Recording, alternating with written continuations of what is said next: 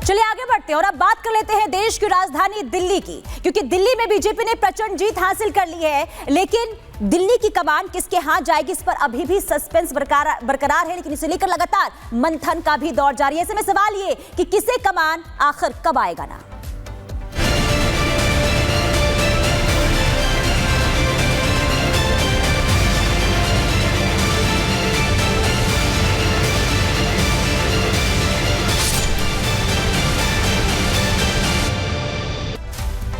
तो दिल्ली का सीएम कौन होगा, इसे लेकर मंथन का दौर लगातार जारी है। और इसी कड़ी में आज दिल्ली में बीजेपी के अध्यक्ष जेपी नड्डा की बड़ी बैठक होने वाली है। बीजेपी के राष्ट्रीय महामंत्री के साथ बैठक करेंगे। दिल्ली में जीत के बाद ये पहली बैठक हो रही है और कई मायनों में ये बैठक अहम है, क्योंकि 8 दिन बीत चुके हैं, लेकिन दिल्ली की कमान किसके हाथ होगी इस पर अभी भी सस्पेंस बरकरार है। और इसी सस्पेंस को खत्म करने के लिए लगातार बैठक हो रही है, मंथन का दौर जारी है। और आज बीजेपी के राष्ट्रीय महामंत्रियों के साथ जेपी नड्डा की ये बैठक होगी और चुनाव के बाद ये पहली बैठक है जिसमें समीक्षा की जाएगी संगठन चुनाव को लेकर। लेकिन सवाल ये कि आखिर दिल्ली की सत्ता पर कौन काबिज होगा, कौन बीजेपी का चेहरा होगा, क्योंकि नाम तय है ऐसा माना जा रहा है, फॉर्मूला भी मंत्रियों का तय कर लिया गया है, लेकिन इंतजार है आला हाईकमान की मुहर का। तो देखिए सवाल बड़ा है, सबकी निगाहें हैं कि आखिर राजधानी दिल्ली का मुख्यमंत्री कौन होगा। ये अगले 48 घंटे में पूरी तरह से साफ होने की संभावना है। दिल्ली बीजेपी में बैठकों का दौर लगातार जारी है। माना ये जा रहा है कि अगले कुछ दिनों में बीजेपी विधायक दल की बैठक होगी और 19 या 20 फरवरी की वो तारीख होगी जब शपथ ग्रहण समारोह भी हो सकता है। पूरी खबर इस रिपोर्ट में देखिए।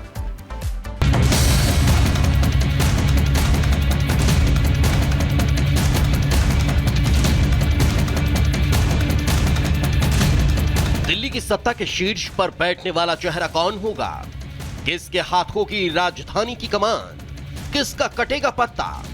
बीजेपी हाईकमान का प्लान तैयार, तरीका तय, जगह फिक्स, बस प्रधानमंत्री के मुहर का इंतजार। दिल्ली में अब नई सरकार के गठन का काउंटडाउन शुरू हो चुका है। चुनाव नतीजे को आए भी 8 दिन हो चुके हैं, लेकिन दिल्ली का मुख्यमंत्री कौन होगा इसका फॉर्मूला बीजेपी आलाकमान ने तैयार कर लिया है। पीएम मोदी अमेरिका दौरे से लौट आए, अब जल्द ही मुख्यमंत्री के नाम पर मुहर लग सकती है। नए मुख्यमंत्री के चुनाव को लेकर विधायक दल की बैठक की तारीख सामने आ चुकी है। सूत्रों के मुताबिक पीएम के साथ गृह मंत्री अमित शाह और बीजेपी अध्यक्ष जेपी नड्डा बैठक करेंगे, जिसके बाद दिल्ली के नए सीएम के नाम पर मुहर लगेगी। सूत्रों के अनुसार 17 या 18 फरवरी को बीजेपी विधायक दल की बैठक हो सकती है, जिसमें दिल्ली के नए मुख्यमंत्री के नाम पर चर्चा होगी और नाम पर मुहर लगेगी। सूत्रों के हवाले से खबर है कि 48 में से 15 विधायकों के नाम छांटे गए, उनमें से भी 9 नाम शॉर्टलिस्ट किए जाएंगे। उन्हीं में से मुख्यमंत्री, मंत्री और स्पीकर का नाम तय होगा। दावा किया जा रहा है कि नई सरकार का 19 या 20 फरवरी को शपथ ग्रहण हो सकता है। कोई ऐसा फेस प्रधानमंत्री जी का संगठन चुनेगा जो 20-25 साल तक चेहरा बने रहे और पार्टी की सेवा करते रहे और इस दिल्ली को एक राजधानी, अद्भुत राजधानी बनाए।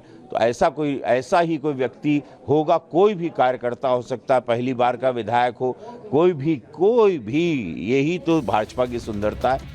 पीएम के साथ बैठक से पहले आज बीजेपी अध्यक्ष जेपी नड्डा की अगुवाई में पार्टी के राष्ट्रीय महामंत्री के साथ बैठक होगी, जिसमें सीएम के नाम शॉर्टलिस्ट किए जाएंगे।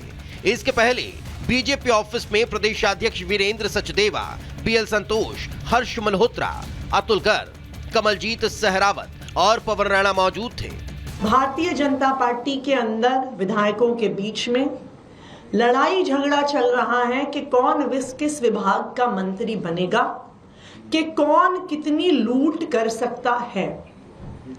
और उन्होंने ये प्लान बनाया है कि अपने वादे ना पूरे करने का ठीकरा वो आम आदमी पार्टी पर फोड़ेंगे। विधायक दल की बैठक तो 2 दिन बाद होगी, लेकिन उससे पहले सीएम फेस को लेकर कई कयासबाजी चल रही है। फिलहाल जिन नामों को लेकर चर्चा हो रही है उनमें प्रवेश वर्मा, मनजिंदर सिंह सिरसा, सतीश उपाध्याय, शिखा रॉय, रेखा गुप्ता, विजेंद्र गुप्ता, मोहन सिंह बिष्ट, आशीष सूद और पवन शर्मा जैसे नाम शामिल हैं।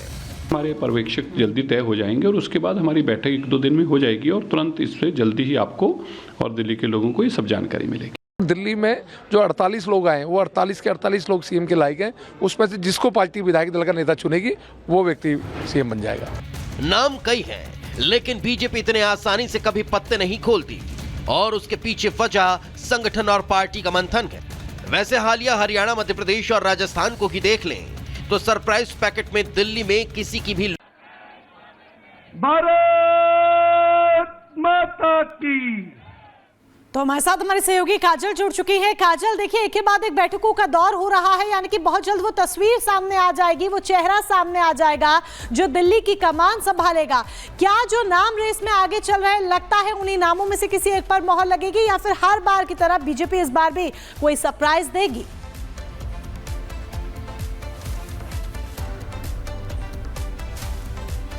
जी बिल्कुल, देखिए बम्पर जीत के बाद बीजेपी में अभी भी सस्पेंस ये बरकरार है कि आखिर मुख्यमंत्री का चेहरा कौन होगा और इसे लेकर तमाम बैठकें जो है, बैठकों का दौर जो है वो चल रहा है। कल भी हमने देखा कि एक बैठक हुई, आज भी शाम 6 बजे एक बड़ी बैठक होने वाली है जिसकी अध्यक्षता जो है वो बीजेपी के राष्ट्रीय अध्यक्ष जेपी नड्डा करेंगे और उसमें भी जो सीएम पद के चेहरा है या फिर सीएम जिसको चुना जाना है उस पर भी बात हो सकती है, संगठन को लेकर तमाम बातें हो सकती हैं। लेकिन आपको बता दें कि जिस तरीके से आपने सवाल किया कि आखिर मुख्यमंत्री का चेहरा कौन होगा और जिन नामों का जो है चर्चा चल रही है, जिन नामों को लेकर क्या उसमें से कोई होगा, तो फिलहाल बीजेपी ये सस्पेंस जो है वो बरकरार रख रही है और ये कब साफ होगा, क्योंकि 17 और 18 बिल्कुल सस्पेंस बरकरार है और उम्मीद इस तस्वीर के जल्द साफ होने की है। लगभग माना जा रहा है कि 2 दिन में ये तस्वीर सामने साफ हो जाएगी और सीएम फेस पर से पर्दा उठ जाएगा। चलिए काजल, जुड़ने के लिए और तमाम जानकारी के लिए धन्यवाद आपका।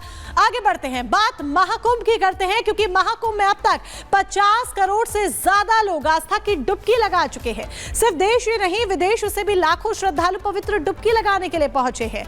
आम लोगों के साथ साथ देश की कई नामचीन हस्तियां हैं, बड़ी हस्तियां हैं जो महाकुंभ में पवित्र पावन त्रिवेणी में डुबकी लगा चुकी हैं, स्नान कर चुकी हैं। लेकिन अखिलेश यादव, सपा के सर्वे सर्वा अखिलेश यादव के साथ साथ समाजवादी पार्टी के सांसद, इतना ही नहीं विपक्ष के कई ऐसे नेता हैं जिन्हें महाकुंभ के इस दिव्य भव्य नव्य आयोजन से दिक्कत है। वो बार बार सवाल उठा रहे हैं। सीएम योगी आदित्यनाथ ने कल कहा था कि 50 करोड़ से ज्यादा सनातनी हैं जो कि महाकुंभ में डुबकी लगा चुके हैं।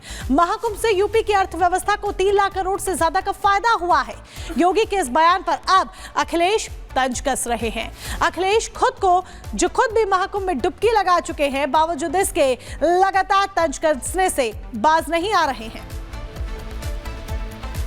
तो तस्वीरें हम आपको दिखा रहे हैं, देखिए किस तरीके से श्रद्धालुओं की अपार भीड़ महाकुंभ में उमड़ रही है ताकि वो संगम में स्नान कर सके, डुबकी लगा सके, पवित्र डुबकी लगा सके। लेकिन इस पर विपक्ष के कई ऐसे सांसद हैं, विपक्ष के कई ऐसे नेता हैं जिन्हें दिक्कत है और वो बार बार बयानबाजी करने से बाज नहीं आते।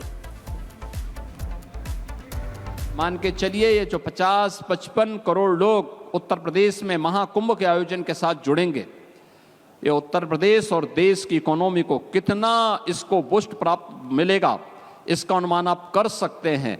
मेरा अनुमान है कि उत्तर प्रदेश की अकेली अर्थव्यवस्था को महाकुंभ प्रयागराज के माध्यम से 3 लाख करोड़ रुपए की नई बढ़ोतरी होने जा रही है। जो लोग उंगली उठाते हैं कि 6,000-5,000 करोड़ रुपए खर्च कर दिए कुंभ में, ये 6,000 और 5 करोड़ कुंभ में ही नहीं किए हैं, प्रयागराज सिटी के रिनोवेशन में भी खर्च किए हैं। कुंभ के आयोजन में कुल 1,500 करोड़ रुपए खर्च हुए हैं और बदले में अगर उत्तर प्रदेश को 3 लाख करोड़ रुपए का लाभ होता हो और यहां की अर्थव्यवस्था सुदृढ़ होती हो, तो मुझे लगता है कि यह उत्तर प्रदेश के नौजवानों के लिए, उत्तर प्रदेश की जनता जनार्दन के लिए और नए भारत के नए उत्तर प्रदेश के लिए, जिसे हम आदरणीय प्रधानमंत्री जी की प्रेरणा से भारत के ग्रोथ इंजन के रूप में स्थापित कर रहे हैं, उस दृष्टि से अत्यंत उपयुक्त है और समीचीन है।